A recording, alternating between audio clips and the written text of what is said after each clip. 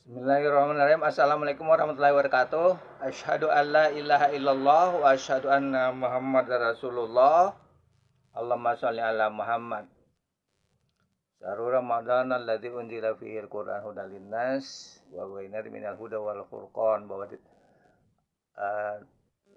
Al-Qur'an diturunkan bulan Ramadan untuk menjadi petunjuk untuk seluruh umat manusia, bukti-bukti yang menjelaskan dan minal huda wal furqon, daripada petunjuk yang membedakan. Jadi bulan yang diturunkan Al-Quran adalah Iqra bismi rabbikal ladzi khalaq, khalaqal insana min alaq. Iqra wa rabbukal akram al-ramul ladzi alam bil qalam alamal insana ma lam ya'lam. Jadi bacalah dengan nama Tuhanmu yang menciptakan. Kholik, menciptakan adalah makhluk, dan hubungan antara kholik dan makhluk disebut dengan akhlak. Akhlak kepada Tuhan, kepada sesama manusia, dan kepada alam. Banyak yang terjadi bahwa manusia bisa berakhlak kepada sesama manusia, namun terkadang tidak bisa berakhlak kepada Tuhan. Artinya wa narbika rabbil izzati amma yasifun wa salamun ala mursalin walhamdulillahi alamin. Jadi maha suci Allah dengan apa-apa yang disifatkan yang kurang. Subhana rabbika rabbil izzati amma yasifun, maha suci Allah dari apa yang disifatkan oleh manusia. Wassalamun ala mursalin, salam kepada para utusan, walhamdulillahirabbil alamin. Artinya bahwa banyak manusia ini menyifatkan Tuhan dengan sifat-sifat yang yang ada kekurangannya. Artinya seperti manusia bisa kawin, mungkin keluarga, punya anak dan sebagainya. Atau mungkin Tuhan juga tidak mampu untuk menghidupkan manusia pada hari kiamat. Kalau misalnya manusia sudah mati, apakah bisa dihidupkan kembali? Padahal Tuhan menciptakan pertama kali tentunya akan bisa mengulang. Artinya mengulang, mu'id. Artinya Tuhan bisa mengulang apa-apa yang telah diciptakannya dengan nama Allah Asmaul Husna, mu'id. Tuhan yang mengulang kembali. Jadi manusia di muka bumi ini adalah ujian. Adam dan Hawa diturunkan bumi untuk belajar kan, to learn the life, belajar kehidupan. Tentunya Tuhan juga bisa mengulang kembali. Dihancurkan dulu kan bangunan itu, kemudian dibangun kembali. Jadi pertanyaan orang-orang tidak percaya, apakah kalau kita mati tulang belulang sudah menjadi tulang belulang bisa dihidupkan kembali? Ya bisa, karena Tuhan itu akan mengulang kehidupan. Tuhan Allahu la ilaha illa huwal hayyul qayyum, maha hidup dalam diri sendiri. Tuhan yang badi, mencipta tanpa contoh. Tidak perlu ada contoh-contohnya. Tuhan menciptakan alam semesta, kehidupan manusia. Manusia tidak perlu ada contoh. Jadi tentu saja Tuhan bisa kembali menciptakan kehidupan yang baru. Dan itu ada di dalam Al-Quran. Iqra bismi rabbikal ladzi khalaq. Ya ayyuhalladzina amanu kutiba alaikumus syiyam kama kutiba alal ladzina min qablikum la'allakum tattaqun. Artinya dengan berpuasa itu kita menjadi takwa, dekat kepada Allah. Karena Nabi Adam dan Hawa turun ke muka bumi untuk belajar hidup. Pada waktu makan buah kurdi tersadar itu melanggar larangan Allah, maka kita belajar ke muka bumi untuk belajar tentang pengertian tentang tauhid, tentang apa yang dinamakan dengan akidah syariah, dan kemudian menciptakan keadilan. yang diturunkan dalam Al-Quran itulah yang perlu kita pelajari. Makanya kita datang ke muka bumi sebagai utusan Allah. Utusan Allah dan utusan antar manusia ada Rasulullah dan para nabi.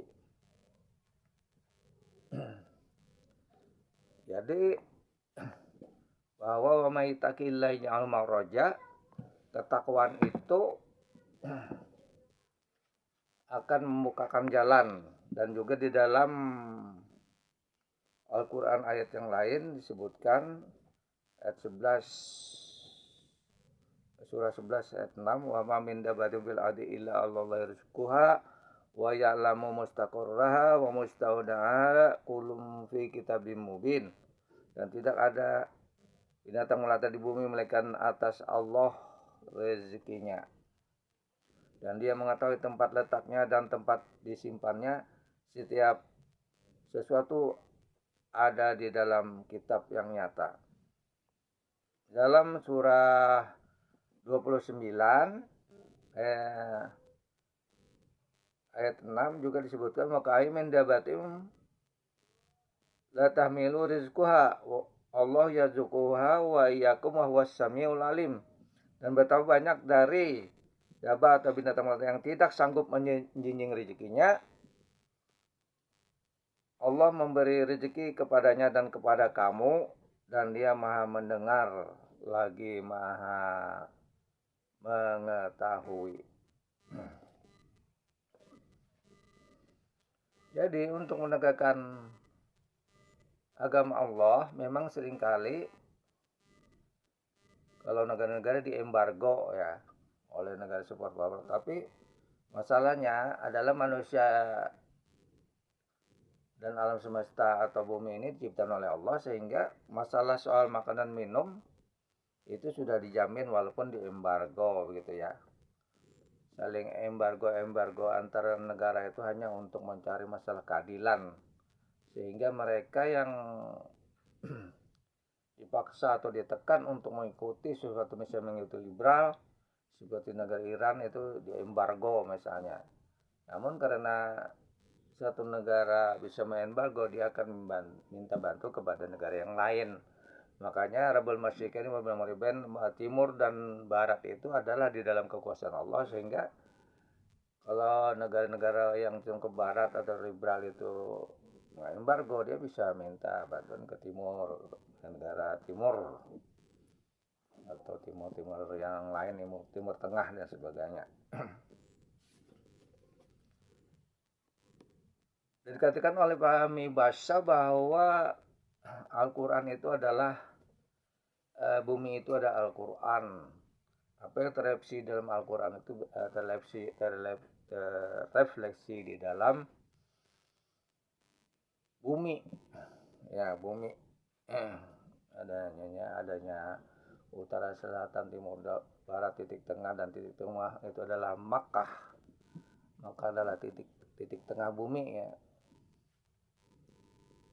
Kemudian bagaimana juga harus berhubungan dengan Masjidil Aqsa dan Masjidil Haram, Masjidil Aqsa, dua masjid yang harus dijaga.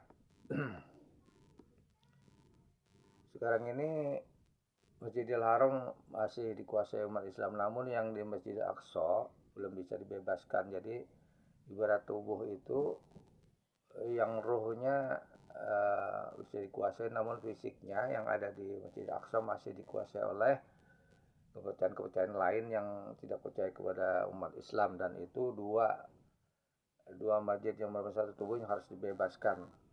Karena itu serangan Rusia ke Ukraina yang bisa menimbulkan ketegangan antara timur dan barat, masalah-masalah apakah negara jajah atau tidak jajah, Ukraina itu hanya 6 hari berteriak, sedangkan Israel itu menjajah Palestina sampai 74 tahun ya.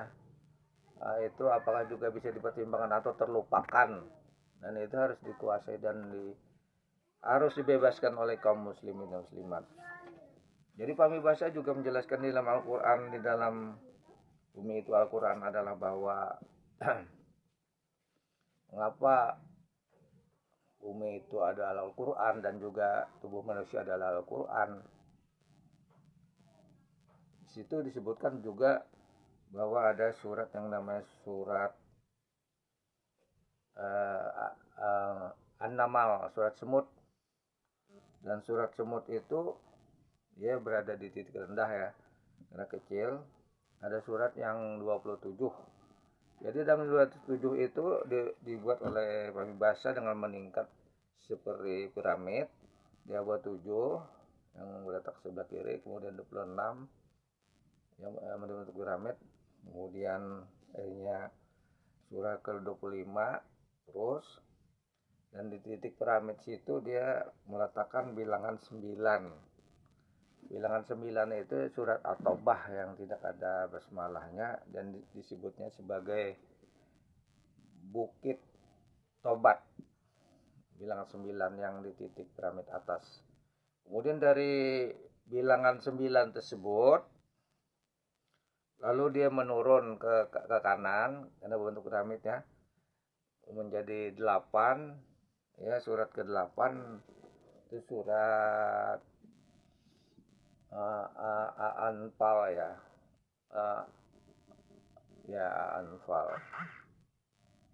Kemudian ke-7 ya, terus 6 3 2 1. Artinya kalau 1 kan surat Al-Fatihah. Lalu dari ke-1 itu habis karena bilangan surah Al-Qur'an itu surat 1 dan surat 114. Jadi menurun 1, maka dia kembali lagi kepada kelanjutannya adalah surah ke-114 atau An-Nas. Kemudian menurun ke 113 Al-Falaq, kemudian 111 Al-Ikhlas dan seterusnya. Maka untuk menyamaratakan antara sudut kiri dan sudut kanan, di situ yang terakhir adalah surat 105 atau gajah al-fil. Jadi menurut Kiai Haji Pamibasa, di dalam buku bumi itu adalah Al-Quran, adalah di Arafah dekat Jabal Rahmah ditemukan sebuah batu telur ya, yang batu yang sebenarnya dulu dibawa oleh semut dari lembah semut yang sekarang menjadi besar.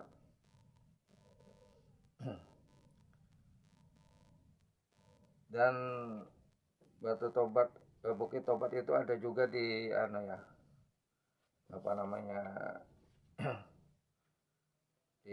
di Mekah.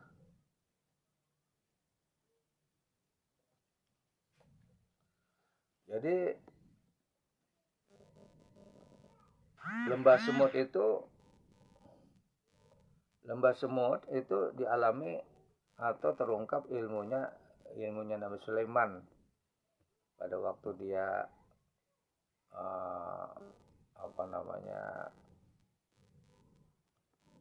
ketika Nabi Sulaiman pada suatu lembah, jadi ada semut berbicara situ ya, termonitor atau terceritakan dalam Al-Quran. Jadi ketika mendaki itu bukit yang bilangan 9 yang di atas itu adalah surah At-Taubah yang menurun sampai lagi menjadi Al-Fil, gajah. 3 ini ya. Yang 3 ini adalah dapat dikatakan simbol Al-Fil, An-Nas dan An-Namal. Ya. Jadi menurut Kiai Haji Pama, semua apa yang ada di dalam bumi ataupun peta-petanya itu ada diinformasikan di dalam Al-Quran ya. Masuk Mekah sebagai titik pusat bumi.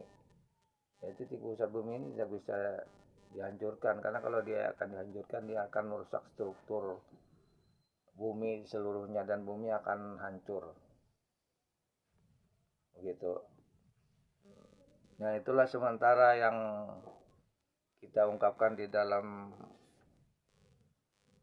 bab pendahuluan daripada buku Bumi Kiai Haji Pamibasa yang berjudul Bumi itu adalah Al-Quran.